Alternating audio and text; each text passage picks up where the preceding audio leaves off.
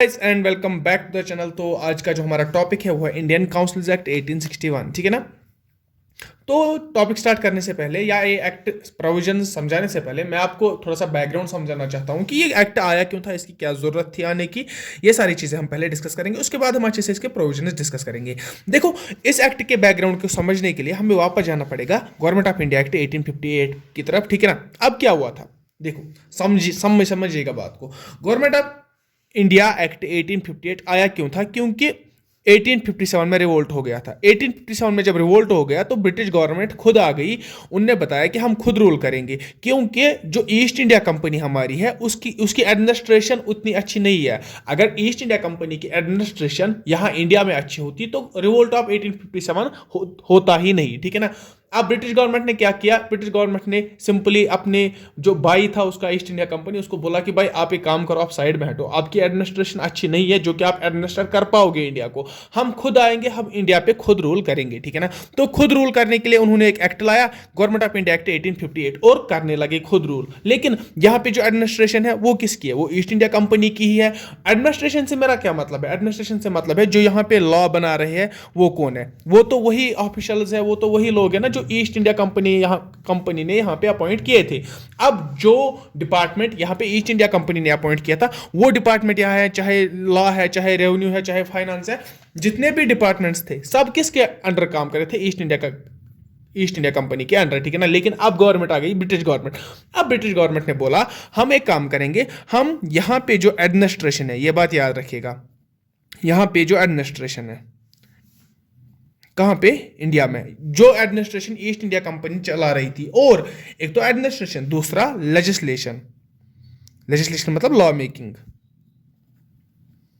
क्या बताया British government ने? बताया जब वो पावर में आ गई कि उन्होंने बताया जो यहां पे एडमिनिस्ट्रेशन और लेजिस्लेशन है अब हम उसको रेस्टोर करेंगे। क्या करेंगे? रेस्टोर करेंगे। ये बातें याद रखना, अब हम उसको रेस्टोर करेंगे। ये बात की किसने? ब्रिटिश गवर्नमेंट ने। अब उनको क्या करना है? देखो, एडमिनिस्ट्रेशन यहां पे पहले किसकी थी? अगर मैं पहले बात करूंगा ना, गवर्नमेंट ऑफ इंडिया एक्ट से पहले यहां पे एडमिनिस्ट्रेशन थी, वो थी ब्रिटिश ईस्ट इंडिया कंपनी की। लेकिन वो एडमिनिस्ट्रेशन फेल हो गई और उसके बाद रिवोल्ट्स हो गए और बहुत सारे रीजन ऐसे हो गए, और जिसे हमें क्लियरली ये दिखा कि ईस्ट इंडिया कंपनी की जो एडमिनिस्ट्रेशन इंडिया में थी वो प्रॉपर एडमिनिस्ट्रेट नहीं कर रहे थे। ठीक है ना। अब जब ब्रिटिश गवर्नमेंट जब खुद आई, उन्होंने फेंका ईस्ट इंडिया कंपनी को बाहर, खुद रूल करने लगे। तो खुद गति पे बैठने के बाद ब्रिटिश गवर्नमेंट ने बताया कि जो यहाँ पे एडमिनिस्ट्रेशन है और जो यहाँ पे लेजिस्लेशन है, हम इन दोनों डिपार्टमेंट्स को रेस्टोर करेंगे। ठीक है ना। हम रेस्टोर करेंगे, हम एक नई एडमिनिस्ट्रेशन लाएंगे, हम एक नया लेजिस्लेशन लाएंगे, या तो हम इसको रिपेयर करेंगे। ठीक है ना। तो ये था हमारा ब्रिटिश गवर्नमेंट का कॉल जो कि उन्होंने हमें बताया। तो उन्होंने बताया कि हम ये रेस्टोर करेंगे इन 3 एक्ट्स। हम इसके लिए 3 एक्ट लाएंगे: Indian councils act 1861, Indian councils act 1892 and Indian councils act 1809। ये 3 एक्ट्स गवर्नमेंट, जो हमारी ब्रिटिश गवर्नमेंट है, वो लाएगी ताकि वो किसको ओवरहाल कर पाए? हमारी एडमिनिस्ट्रेशन और लेजिस्लेशन को, या हमारी एडमिनिस्ट्रेशन और लेजिस्लेशन को वो रेस्टोर या रिपेयर कर पाए। ठीक है ना। तो 3 एक्ट्स लाए जाएंगे इसके लिए। तो हमने आज का पहला एक्ट पढ़ना है जो कि हमारा 1861। तो मैंने क्या बताया? आते हैं अपने प्रोविजंस पे। मैंने बताया एक तो हम चेंजेस देखेंगे किसमें? एडमिनिस्ट्रेशन में, और दूसरा किसमें देखेंगे? लेजिस्लेशन में। ठीक है ना।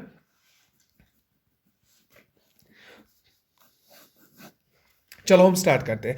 हम देखते हैं पहले कि एडमिनिस्ट्रेशन में क्या चेंजेस हुई। अब ब्रिटिश गवर्नमेंट को तो एडमिनिस्ट्रेशन रिपेयर करना है ना, एडमिनिस्ट्रेशन में क्या चेंजेस हुई? देखो, चेंजेस समझने से पहले मैं आपको बताऊं, अगर हम थोड़ा सा बैकग्राउंड जाए, एडमिनिस्ट्रेशन करता कौन था? इधर पे जो हमारा इंडिया है, इधर पे एडमिनिस्ट्रेशन थी किसकी? अगर हम बात करेंगे 1853 में, जब हमने चार्टर एक्ट, जस्ट सेकंड, जब हमने चार्टर एक्ट 1853 पढ़ा था, तो चार्टर एक्ट 1853 में हमने एडमिनिस्ट्रेशन में क्या पढ़ा था? हमने पढ़ा था गवर्नर जनरल ऑफ इंडिया है, गवर्नर जनरल ऑफ इंडिया, उसके साथ और 4 एग्जीक्यूटिव्स है, यही हमने पढ़ा था।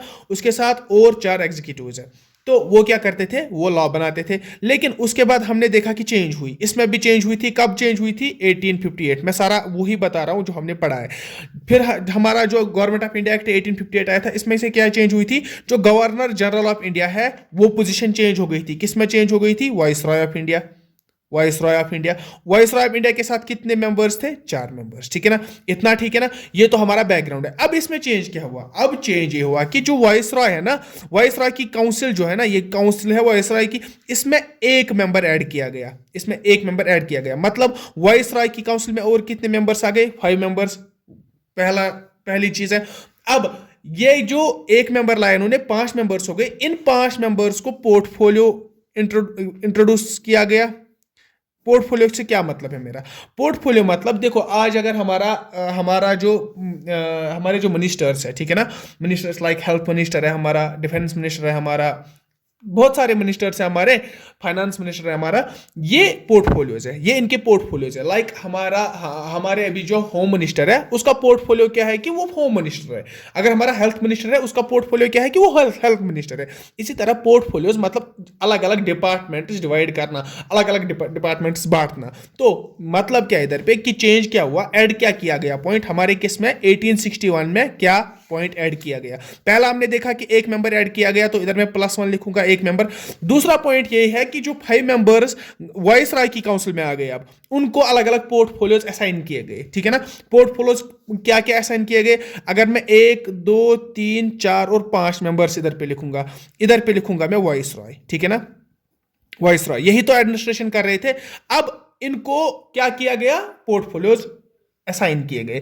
अब कौन कौन से पोर्टफोलियोज असाइन किए गए? इधर पे तब के पोर्टफोलियोज थे home, military, law, revenue and finance, ठीक है ना।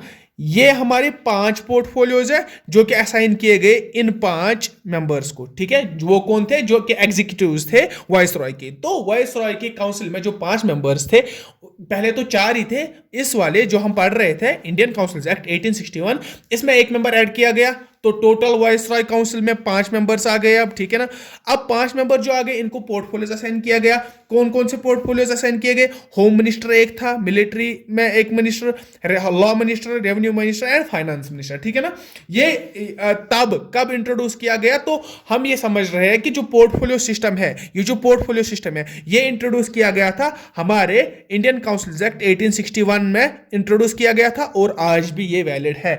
मतलब कि आज भी हमारा ये पोर्टफोलियो सिस्टम चलता है। जैसे आपको पता होगा हमारे आज भी फाइनेंस मिनिस्टर है हमारा, आज भी military minister, law minister, revenue minister, finance, ये सारे मिनिस्टर्स आज भी अवेलेबल है। और इसके साथ बहुत सारे और पोर्टफोलियोज ऐड होते रहे, जैसे ही टाइम चलता गया।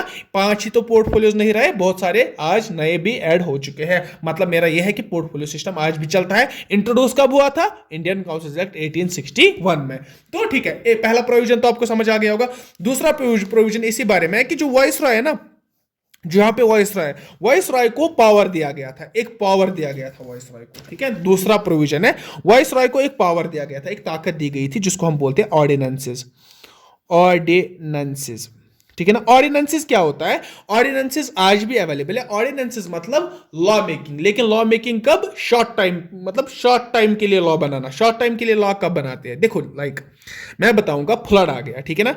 अब फ्लड आ गया, फ्लड आने के टाइम या जंग लग गई, ठीक है ना। एक कंट्री के साथ हमारी जंग स्टार्ट हो गई। अब एक कंट्री के साथ जंग स्टार्ट हो गई, इधर पे डायरेक्टली मतलब कोई इमरजेंसी लागू करनी है, ठीक है ना।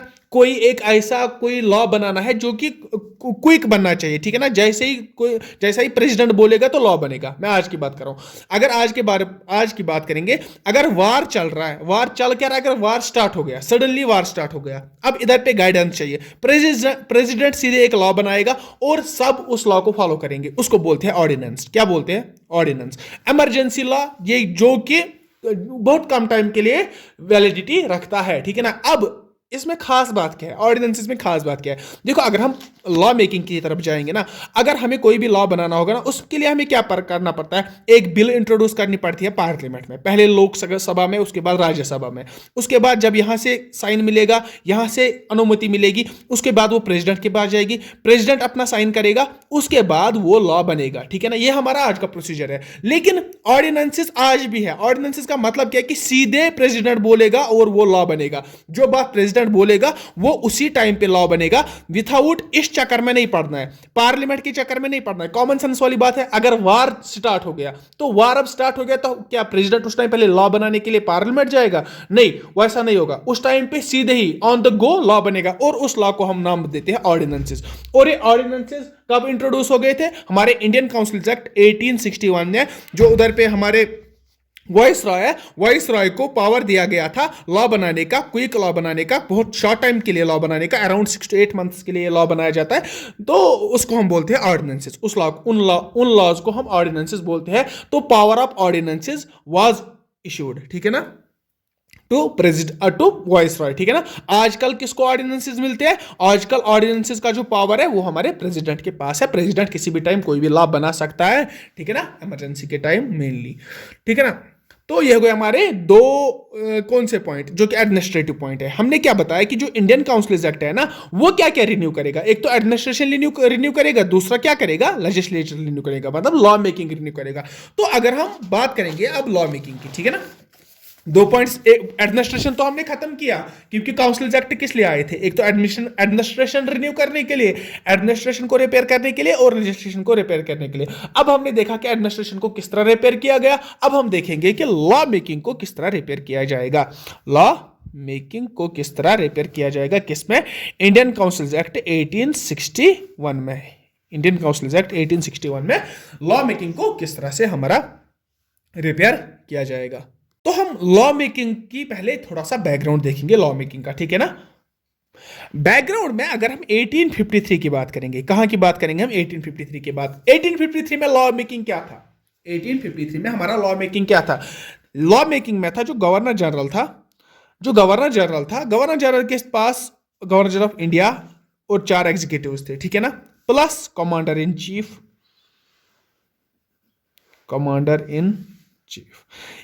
और क्या था? ये एक तो ये थे 6 पर्सन्स प्लस और 6 पर्सन्स थे। वो कौन थे? और 6 पर्सन्स, वो लेजिस्लेटिव काउंसलर्स। ये हिस्ट्री है जो हमने पढ़ी है, मैं फिर से आपको बता रहा हूं, आपको समझ आए इसीलिए। लेजिस्लेटिव काउंसलर्स कितने थे? 6 टोटल मिला के कितने बनते थे? 12। और ये 12 क्या एक्ट करते थे? एज मिनी पार्लियामेंट, ठीक है ना। यही बात थी ना, यही बात की थी ना हमने। चार्टर एक्ट 1853 में है तो हमने यही बात की थी ना। पहली बात तो की थी कि लॉ मेकिंग पहले ही सेंट्रलाइज हो गया था, ठीक है ना। दूसरी बात ये थी कि जो गवर्नर जनरल ऑफ इंडिया है, गवर्नर जनरल ऑफ इंडिया के पास और 4 एग्जीक्यूटिव्स थे और एक कमांडर इन चीफ था। टोटल मिला के ये कितने मेंबर्स थे हमारे? ये हमारे 6 मेंबर्स थे। गवर्नर जनरल हो गया 1, कमांडर इन चीफ हो गया 2 और ये 4 मिला के हो गए 6 मेंबर्स थे। और लेजिस्लेटिव काउंसिल में हमारे 6 मेंबर्स थे। कुल मिला के हमारे 12 मेंबर्स थे जो कि एक काम करते थे एज ए मिनी पार्लियामेंट, ठीक है ना। अब क्या हुआ उसके बाद? ये तो 1853 की बात है। 1858 की अगर हम बात करेंगे, 1858 में एक ही बात हो गई कि जो गवर्नर जनरल ऑफ इंडिया है उसका पोस्ट चेंज हो गया। किस में चेंज हो गया? To viceroy. तो क्या मैं बता सकता हूं कि जो यहां पे क्या हुआ कि जो मिनी पार्लियामेंट में उसमें क्या चेंज हो गई? खाली ये जो गवर्नर जनरल है इसके बदले मैं इधर पे लिखूंगा वाइस रॉय, प्लस क्या थे? और यहां पे मैं लिखूंगा 1 2 3 4 एग्जीक्यूटिव्स, ठीक है ना, यही है ना। और क्या था यहां पे? और था हमारा कमांडर इन चीफ। अब जो कमांडर इन चीफ है ना, ये अब परमानेंट मेंबर बन गया था। ये भी आप इन्हीं के साथ जोड़ दो, ठीक है ना। ये टाइम चलते चलते ये परमानेंट मेंबर बन गया था। मैं इसको कट करूंगा, इधर पे मैं लिखूंगा 5 मेंबर्स और वाइस रॉय, ठीक है ना। ये कब की बात है? 1858 की बात है, ठीक है ना। अब और इसके साथ क्या था? लेजिस्लेटिव काउंसलर्स, जिस तरह ऊपर मैंने बताया। लेजिस्लेटिव काउंसलर्स वो कितने थे सर? वो 6 थे, ठीक है ना। ठीक है, यही है, हाँ ठीक है, ठीक है। अब हम बात करेंगे कि चेंज क्या हो गया। अब चेंज की बात करेंगे। देखो बड़े ध्यान से समझना, ठीक है ना।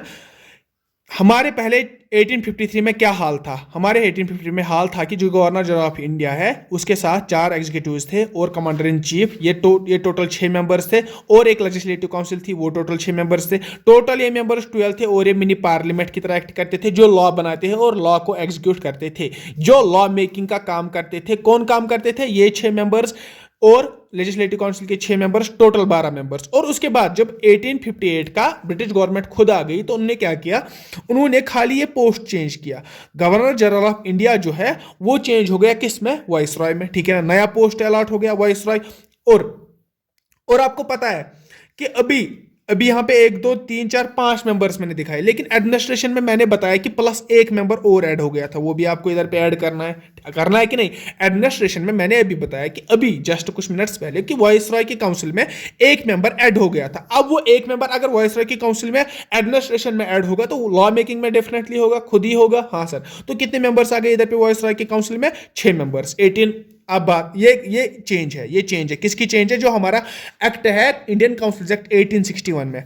चेंज यही मैं बता रहा हूं, चेंज क्या है, 1861 के काउंसिल एक्ट में चेंज क्या हुआ कि +1 मेंबर हो गया।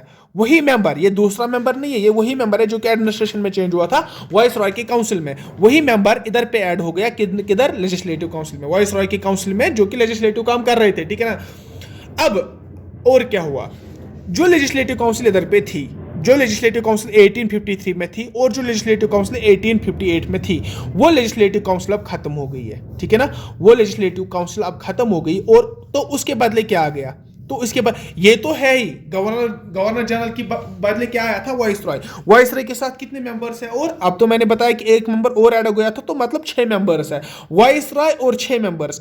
और इसके साथ क्या हुआ करती थी, लेजिस्लेटिव काउंसिल। अब वो लेजिस्लेटिव काउंसिल नहीं बची, तो उसके पास उधर पे और एक मतलब वो लेजिस्लेटिव काउंसिल डिसॉल्व की गई, उधर पे एडिशनल मेंबर्स लाए गए। क्या लाए गए,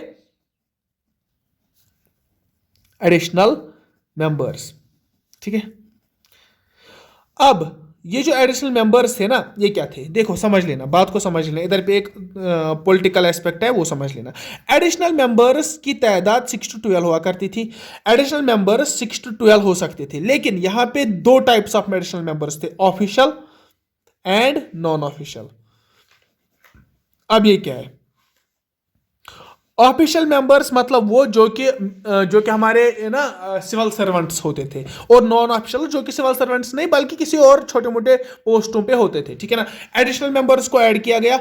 अब जो ऑफिशियल मेंबर्स और नॉन ऑफिशियल मेंबर्स है ना, इनमें क्या डिफरेंस थी कि जो इंडियंस है ना, अगर मैंने बताया कि इंडियंस को लॉ मेकिंग में लाया गया था, और ये ना जो हमारा अभी इंडियन काउंसिल एक्ट पढ़ रहे हैं 1861, इसमें इंडियंस को लॉ मेकिंग में इंट्रोड्यूस किया गया, लॉ मेकिंग में ऐड किया गया, लेकिन कहां पे, नॉन ऑफिशियल्स में। यह बात याद रखना, बहुत बार पूछी गई है ये बात कि इंडियंस की मतलब एंट्री होती है, इंडियंस की एंट्री होती है लॉ मेकिंग में, लेकिन कहां, एक तो वो पहले एडिशनल मेंबर्स में आते हैं। ये जो हमारे यहाँ पे मेंबर्स है ना, ये सारे ब्रिटिश मेंबर्स है, ठीक है ना, वाइसरॉय, उसके काउंसिल, ये सारे ब्रिटिश मेंबर्स है। लेकिन यहाँ पे अगर हम एडिशनल मेंबर्स की बात करेंगे ना, यहाँ पे जो नॉन ऑफिशियल्स है उनमें इंडियंस की एंट्री होती है, और पहले हमारे कुछ इंडियंस की एंट्री होती है उस टाइम पे जब हम 1861 की बात करेंगे। अभी हम क्या पढ़ रहे हैं, इंडियन काउंसिल एक्ट 1861। यहाँ पे हमने क्या पढ़ा कि एडिशनल मेंबर्स ऐड हो गए, और एडिशनल मेंबर्स दो तरीके के होते हैं, official and non official. Official वो मेंबर जो कि कहीं किसी सिविल सर्वेंट के पोस्ट पे, लाइक